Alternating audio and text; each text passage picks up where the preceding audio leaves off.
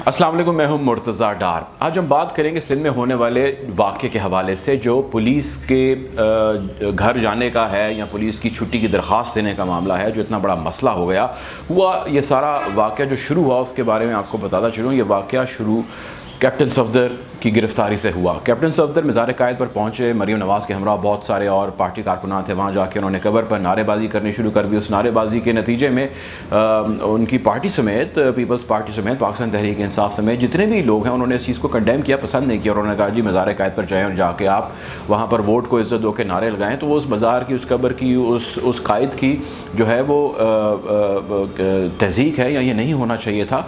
तो इसको तमाम लोगों ने कंडेम किया। उसके बाद एक FIR लॉन्च होती है। उस FIR की मां पर जो है इनको अरेस्ट कर लिया जाता है। कैप्टन सफदर को रात को 3-4 बजे के करीब पुलिस जो है वो इनके होटल पहुंचती है, कमरे का दरवाज़ा तोड़ती है। मरीम नवाज़ और कैप्टन सफदर मौजूद हैं वहाँ पे। कैप्टन सफदर को गिरफ़्तार कर लिया जाता है और रातों रात जो है उनको अलल सुबह थाने में जो है वो पेश कर दिया जाता है। अब ये जब सारी कार्रवाई हुई, इसमें बहुत सारी बातें जो है वो चल रही थी, बाज़ गश्त हो रही थी। ज़ुबैर उमर साहब की भी हमने एक ऑडियो कॉल लीक हुई, वो हमने सुनी और उसमें वो कह रहे हैं, ज़ुबैर साहब, मोहम्मद ज़ुबैर साहब, वो ये कह रहे हैं कि जी जो हुआ है वाक़या, उस वाक़े की कड़ियाँ IG से मिलती हैं और IG से कड़ियाँ इस तरह मिलती हैं कि IG साहब को अगवा कर लिया गया है। मुझे ये इन्फॉर्मेशन आई है और ये मुझे CM सिंध ने बताई। और उन्होंने कहा है कि जी IG को रातों रात रेंजर की गाड़ी आई है और उसने आके अगवा किया और अगवा करके एक जगह पर ले गया। वहाँ जाके उनसे ज़बरदस्ती जो है इन्फोर्स उनको किया गया कि आप कैप्टन सफदर को गिरफ़्तार कर लें। अब ये जब सारा वाक़या हुआ, उसके बाद वो गिरफ़्तार हुए और गिरफ़्तार होने के बाद वो ज़मानत पर रिहा हो गए। जब वो ज़मानत पर रिहा हुए तो उसके बाद जो अगला दिन, यानी कल का दिन था, उस दिन कुछ ज़्यादा खलबली मची और ज़्यादा हरकत हुई। हमने CM सिंध की प्रेस टॉक भी देखी, हमने बिलावल की प्रेस टॉक भी देखी और हमने इसके साथ साथ कुछ ट्वीट्स भी देखी जिनको कुछ देर के बाद सिंध पुलिस ने डिलीट कर दिया। लेकिन हुआ ये कि सिंध पुलिस ने उसके बाद ये तय किया कि हम यूँ काम नहीं करेंगे। सिंध के जो IG हैं उन्होंने और उनके नीचे जो एडिशनल IG हैं उन्होंने, SSPs जो हैं और जो DIGs हैं, उन तमाम लोगों ने ये तय किया, इंक्लूडिंग रुझान और इंक्लूडिंग जो हैदराबाद है वहाँ के भी कुछ पुलिस अफसरान ने, कि हम सब के सब एंटायर जो टॉप नॉच है, जो आला तरीन अफसरान हैं सिंध पुलिस के, वो घर चले जाएंगे, काम नहीं करेंगे। और इसके लिए उन्होंने छुट्टी की दरख्वास्तें जो है वो जमा करा दी, IG से लेके निचले दर्जे तक जो अफसरान हैं, SSP SP लेवल तक के अफसरान। और जब ये तमाम के तमाम अफसरान ने छुट्टी की दरख्वास्त दे दी और उसमें उन्होंने रीज़न ये दिया कि जी हमारी बड़ी बेइज्जती हुई और हमें जो है वो लेट डाउन किया गया है और ये इंस्टीट्यूशन की बात है और इस किस्म के जो उनके कंसर्न्स थे उनको उन्होंने रेज़ किया। इसके बाद एक खलबली सी मच जाती है। सारी खलबली के अंदर बिलावल भुट्टो को आर्मी चीफ़ का फ़ोन आता है। इससे कबल आर्मी चीफ़ जो है वो DGI SPR के ज़रिए हमें ये पता लगता है, वो कहते हैं कि जी मैं इस तमाम मामले की इंक्वायरी करूँगा। कोर कमांडर कराची को जो है सारी इंक्वायरी का हेड मुकर्रर कर दिया जाता है, लेकिन मामला थमता नहीं है इस ऐलान के बाद। उसके बाद जब हमें इस तरह आला क़यादत पुलिस की गायब होती नज़र आती है, जो पॉलिटिकल क़यादत है वो हरकत में आती है, पाकिस्तान पीपल्स पार्टी। और बिलावल पहुँचते हैं और पहुँच कर जो है वो IG से और बाकी आला अफसरान से मुलाकात करते हैं। मुराद अली शाह भी उनके साथ मौजूद हैं। लेकिन इस सारी सूरत हाल के अंदर पाकिस्तान मुस्लिम लीग नून ने इस सारी सिचुएशन को बड़ा कैश किया। बहुत सारी हमने देखी ट्वीट्स आई, मरीम नवाज़ की भी ट्वीट आई, नवाज़ शरीफ की भी ट्वीट आई और उसमें कहा जा रहा था कि सिविल डिसोबीडियंस की जानिब चीज़ें बढ़ जाती हैं अगर आप अपने आप को रियासत से ऊपर जो है वो तसव्वुर करें। और ये जो ताकतें अपने आप को रियासत से ऊपर तसव्वुर कर रही हैं, ये उसकी पहली कड़ी है कि सिंध पुलिस शाबाश, और उन्होंने काम करने से इनकार कर दिया। और इस किस्म की जो उनके इस एक्ट है उसको लेकर एक एप्रिसिएशन जो है वो पाकिस्तान मुस्लिम लीग नून की जानिब से आई।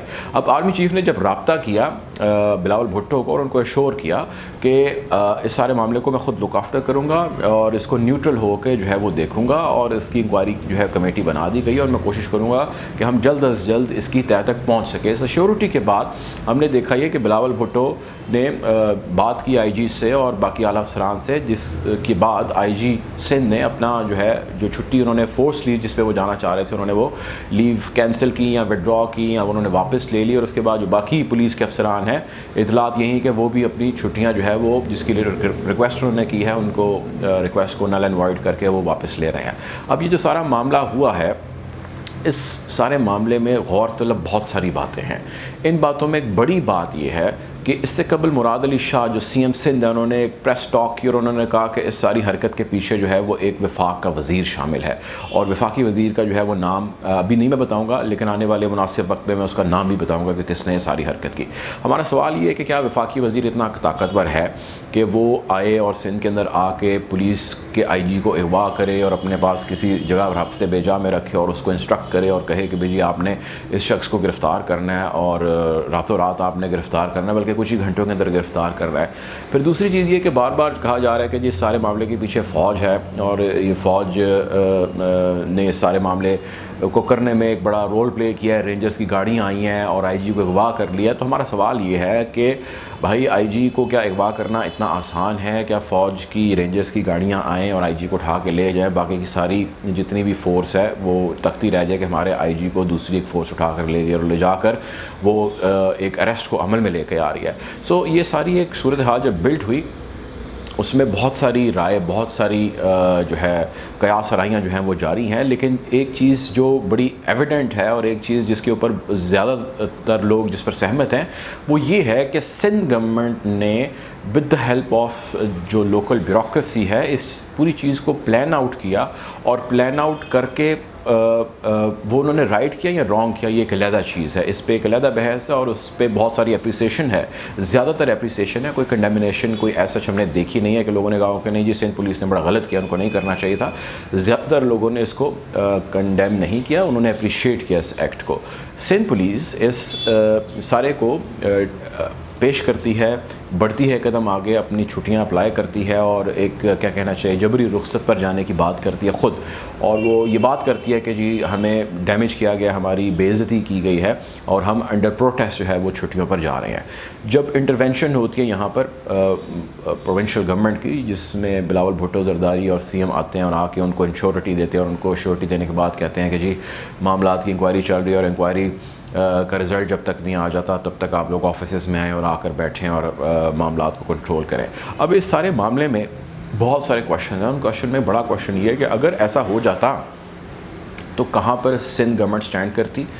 लॉ इन्फोर्समेंट की सूरत हाल सूबे के अंदर वैसे ही ख़राब है, अगर इतने आला अफसरान छुट्टी पर चले जाते तो पीछे कौन मामलात को संभालता? इस सारे मामले में फ़ौज का क्या किरदार है, इस्टेब्लिशमेंट का क्या किरदार है, इस सारे मामले में कितना डेंट जो है वो इस्टेब्लिशमेंट या उसकी साख को पहुंचा है या पहुंचाया गया है, और किस तरह जो है वो आर्मी चीफ़ ने इंटरवेन करके डैमेज को कंट्रोल किया है, क्या रोल मरीम नवाज़ शरीफ ने प्ले किया है, क्या रोल बिलावल भुट्टो जरदारी ने प्ले किया है। ये तमाम वो सवालात हैं जिसके आंसर्स हम आज भी तलाश करेंगे और आज भी इस हवाले से बहुत सारी प्रेस टॉक्स, मीडिया टॉक्स जो है वो प्रेस कॉन्फ्रेंसेस होगी और इसमें बहुत सारी चीज़ें अनफोल्ड होती जाएंगी। लेकिन जो गौरतलब बात है वो ये है कि अब ये हिस्ट्री में पहली दफ़ा हो रहा है पाकिस्तान की कि अब इस्टेब्लिशमेंट हो या कोई भी ताकत हो, उसके आगे दूसरी ताकत जो है वो डट जाने का या उसके आगे इनकार का या उसके अगेंस्ट किसी भी किस्म के रिएक्शन देने का आगाज़ हो चुका है। सो पुलिस ने एक बड़ा ज़बरदस्त रिएक्शन दिया किसी इदारे से, उन्होंने कोई प्रॉब्लम जो है वो या किसी इदारे के साथ उन्होंने कोई कॉन्फ्रंटेशन का आगाज़ नहीं किया, उन्होंने एक एक्ट हुआ उस पर रिएक्ट किया और रिएक्शन के अंदर उन्होंने कहा कि जी हम अपने घर को जा रहे हैं, हमें 1-2 माह की छुट्टी दे दी जाए। तो सूरत हाल मज़ीद आने वाले वक्त में किस जानिब बढ़ेगी, इसको पॉलिटिकल पार्टीज़ कितना कैश करेंगी, इसको लॉ इन्फोर्समेंट एजेंसीज़ इसके डैमेज को या इस सारी सूरत हाल को किस हद तक बर्दाश्त करेंगी, और हमने ये भी देखना है कि इस सारी चीज़ का ओवरऑल कंट्री को, प्रोविंस को किस हद तक नुकसान है, डैमेज है, और पूरी दुनिया में इस हरकत का क्या मैसेज जाएगा।